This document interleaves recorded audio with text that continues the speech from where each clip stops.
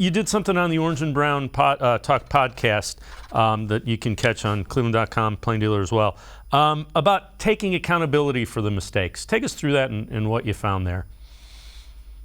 Yeah, so I think overall with the accountability aspect of this team, we've seen that this week from most everyone. You know, Denzel Ward this week kind of said on the 66-yard play against the Jets, he said, well, it wasn't my coverage, but I'll take the blame anyway. So kind of half taking the blame, right? Because he's admitting he didn't think it was his fault.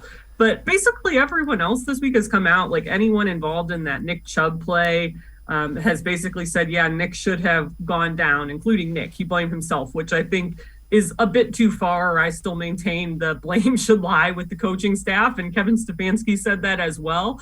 You have to have situational awareness and clock awareness there, and that's what this team is so good at. So I think this week, over and over again, you've heard guys taking blame, Amari Cooper taking blame for not recovering that onside kick in that loss to the Jets. So I think that's a good first step, really, that guys are, publicly willing to do that, because we all know how it is on these teams. There's a lot of guys, a lot of egos, a lot of money all involved in this.